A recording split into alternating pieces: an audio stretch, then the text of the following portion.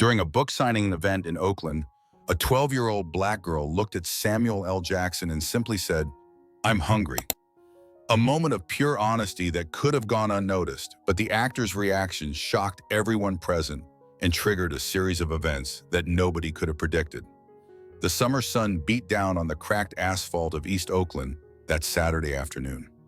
Lines of people stretched for blocks around the local community center, all waiting for a glimpse of their hero. Samuel L. Jackson, the Hollywood icon, had announced a surprise appearance for autographs and photos, and the entire community seemed to have shown up. Among the anxious crowd was Jasmine Taylor, a 12-year-old girl with bright, determined eyes. Her school uniform, worn and slightly too big, contrasted with the worn-out sneakers she wore with pride, a cheap imitation of a signature movie-themed pair she dreamed of owning one day. "Grandma, do you think we'll get to be close to him?" Jasmine asked, firmly holding the wrinkled hand of her grandmother Gloria, a 67-year-old woman with a face that carried the marks of a life of hard work and sacrifices. "I don't know, dear," Gloria replied with a tired sigh. "But I know how much this means to you, so we'll try to." They had arrived at 5 in the morning, but even so they were far from the front of the line. Gloria had switched her cleaning shift at the local hospital to bring her granddaughter, knowing that moments of joy were too rare in Jasmine's life since her mother had passed away 3 years ago. The heat increased as the hours passed. Gloria noticed that Jasmine was becoming increasingly pale and quiet. "Are you okay, my love?" she asked, concerned. Jasmine nodded, but her stomach betrayed her with an audible rumble. It wasn't a surprise. Breakfast had been just half a package of cookies divided among Jasmine and her 2 younger cousins. Money was particularly tight that month after Gloria needed to spend on medicines. "We should leave," whispered Gloria. "I can try to make something for us to eat at home." "No, Grandma," Jasmine protested, her face suddenly animated. "We've waited so long. I'm fine, I promise." When they finally reached the space where Jackson was seated behind a table strewn with copies of his memoir, the security guards tried to rush them along. "Quick, girl, 1 photo and 1 autograph. We have many people waiting." Jasmine froze for a moment before her idol. Jackson smiled gently, accustomed to the nervousness of young fans. "Hello, what's your name?" he asked, pen ready to sign the worn notebook she was holding. Jasmine, she stuttered, gathering all her courage. "I watch all your movies at Mr. Rodriguez's store because we don't have a TV at home. I practice movie lines every day in front of the mirror, even when the other kids have already left." Jackson's smile expanded with the girl's honesty. There was something different about her, a determination in her eyes that reminded him of his own childhood. "It's a pleasure to meet you, Jasmine. Do you like acting?" "It's my dream, sir," she replied softly. It was at that moment that it happened. Maybe it was the heat, the long wait, or simply the exhaustion of keeping up appearances. Jasmine's defenses fell, and she said what she hadn't planned to reveal. "I'm your biggest fan, but today I couldn't focus because I'm hungry." Jackson's smile froze for an instant. The security guards moved, ready to advance the line, but the actor raised his hand, signaling them to stop. "How long has it been since you've eaten, Jasmine?" he asked softly, his voice low enough that only she and Gloria could hear. "Since yesterday at school lunch," she admitted while Gloria lowered her gaze, the shame evident on her face. "But it's okay. I'm used to it." Those last 4 words, "I'm used to it," hit Jackson like a punch to the stomach. He looked at the girl's grandmother, noticing the calloused hands and the cleaner's uniform partially hidden under a jacket too thin for the weather. "What's your name, ma'am?" he asked the grandmother. "Gloria Taylor," she replied, surprised by the attention. Jackson nodded to one of his assistants. "Alex, I need a moment." Then turning back to Jasmine and Gloria, he said, "Do you have plans for this afternoon?" Gloria blinked, confused. "None, no sir." "Great," said Jackson, scribbling something on an official foundation document. "Alex will get your contact information. I have an idea, but I need to finish this first commitment." When Jasmine and Gloria walked away, one of the event organizers approached Jackson. "Everything okay, sir? We still have hundreds of people waiting." "Yes," he replied, but his eyes followed Jasmine's small figure as she walked away. "But I need you to do something for me. Find out where they live, where they go to school, everything you can. And call my wife, LaTanya. Tell her we'll have guests for lunch." What started as a simple request for an autograph was about to turn into something that no one could have predicted. 2 hours later, Gloria Taylor still couldn't believe where she was. The restaurant, a family establishment in Jack London Square, wasn't extravagant by celebrity standards, but it represented a luxury that she hadn't experienced in years. "Grandma, look at all these forks," whispered Jasmine, marveling at the elegant table setting. Her childish excitement momentarily broke the tension, making Samuel L. Jackson and his wife, LaTanya Richardson Jackson, smile. "Use the outer one first and work your way in," LaTanya guided, but honestly, nobody's paying attention. Jackson had arrived without fanfare, wearing a simple cap and sunglasses, trying to maintain a discreet profile. His security guard remained at a nearby table, maintaining a respectful distance. "Order whatever you want," said Jackson. "The fried chicken here is amazing, but LaTanya always says the salmon is the best in town." While they ate, Jackson observed how Jasmine tried to maintain her composure despite her evident hunger. She cut each piece of food methodically, savoring each bite as if it were precious. "So, Jasmine, you said you like acting?" asked LaTanya, trying to ease the initial discomfort. "Yes, ma'am," replied Jasmine, suddenly shy. "I dream of being on screen like Mr. Jackson." "Just Samuel is fine." Jackson smiled. "And how are your grades at school?"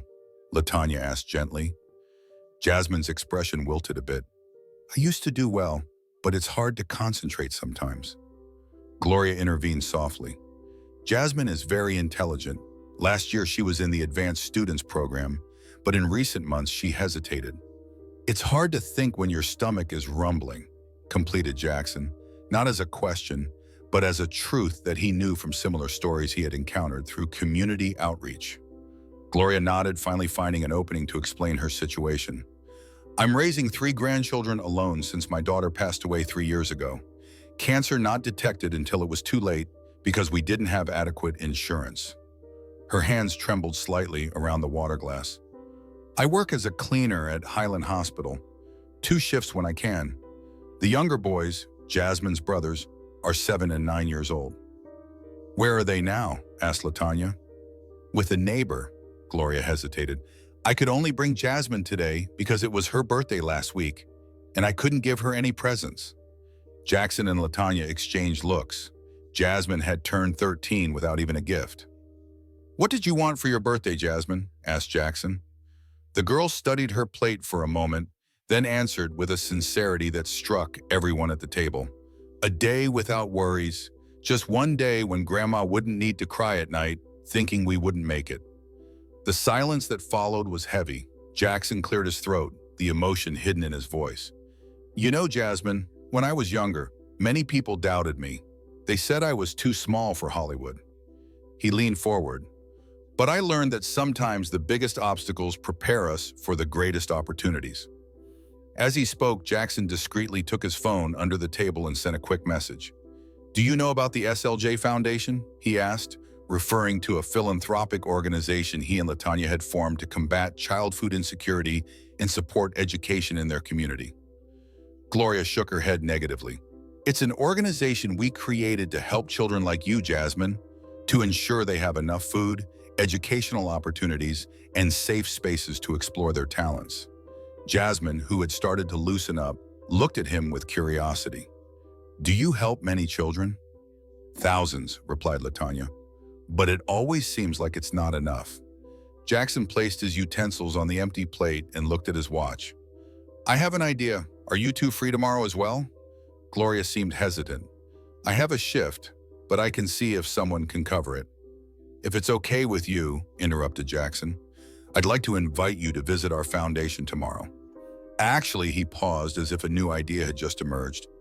"Could you bring the boys too? I think everyone would like to meet our team." What Jackson didn't mention was the series of messages he had exchanged under the table with his aides, with the director of Jasmine's school, whose name he had discreetly discovered during the late lunch, and with members of the SLJ Foundation. When they said goodbye in front of the restaurant, Jackson offered a ride to Gloria and Jasmine, who timidly accepted. Before getting into the car, he bent down to be at Jasmine's height. "Thank you for your honesty today, Jasmine. Many people would never have the courage to say what you said."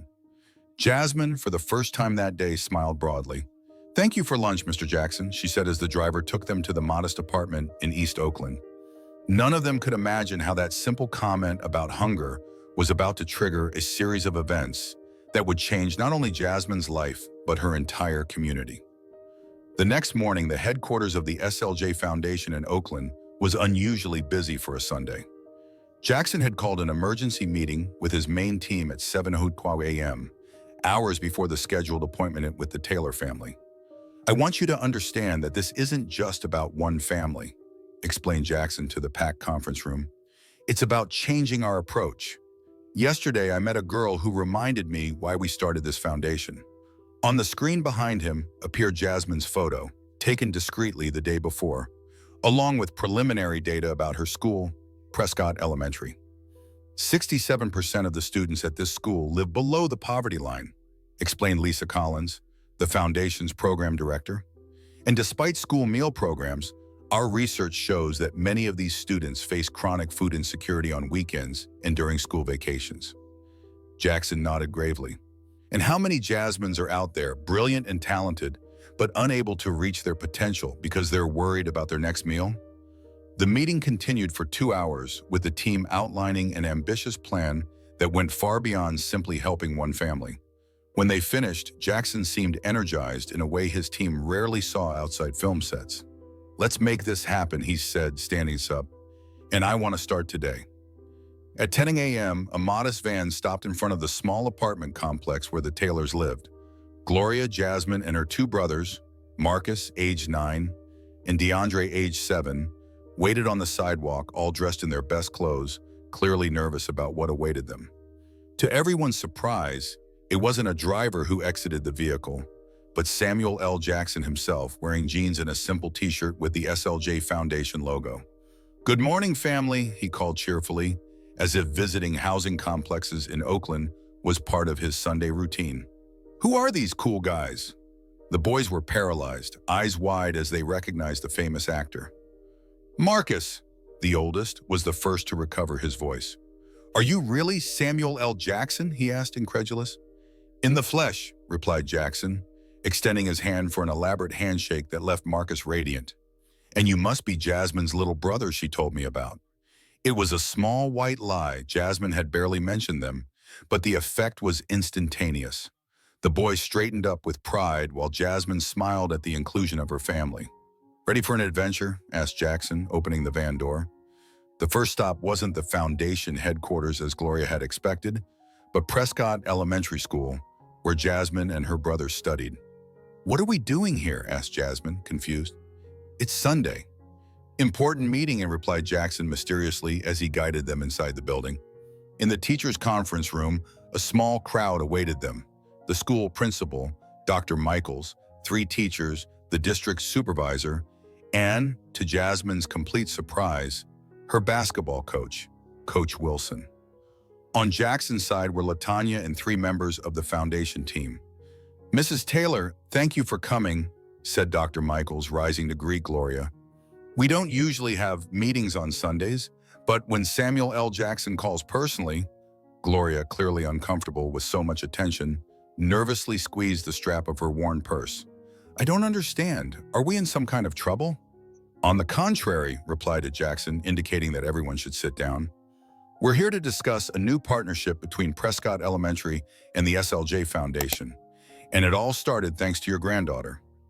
For the next hour, Jackson and his team presented a comprehensive plan, a pilot program that would transform Prescott into a community hub where students and families would have access to nutritious meals 7 days a week, academic tutoring after school, and structured sports programs. The school would gain a permanent food pantry where families like the Taylors could obtain quality groceries without stigma or bureaucracy. "And this is just the beginning," explained LaTanya. "Our goal is to expand to other schools in the district, creating a model that can be replicated." Principal Dr. Michaels, visibly moved, added, "We've tried to implement programs like this for years, but we've never had the resources." Jackson then turned to Jasmine, who had observed everything in silence, trying to process what was happening. "Jasmine, remember when you told me yesterday that you were hungry and couldn't concentrate?" he asked gently. She nodded, a little embarrassed by the memory. You weren't just honest, you were brave. And that courage helped us see something we were missing in our work. He looked at everyone in the room. We can have statistics and studies, but sometimes we need someone to show us the human reality behind the numbers. Coach Wilson, a robust woman with graying braids and a whistle permanently hanging around her neck, cleared her throat.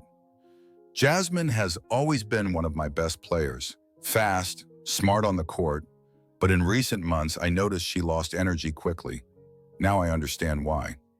That's why we also want to launch a special sports nutrition program for the school teams, continued Jackson, to support not just their studies, but also their athletic dreams.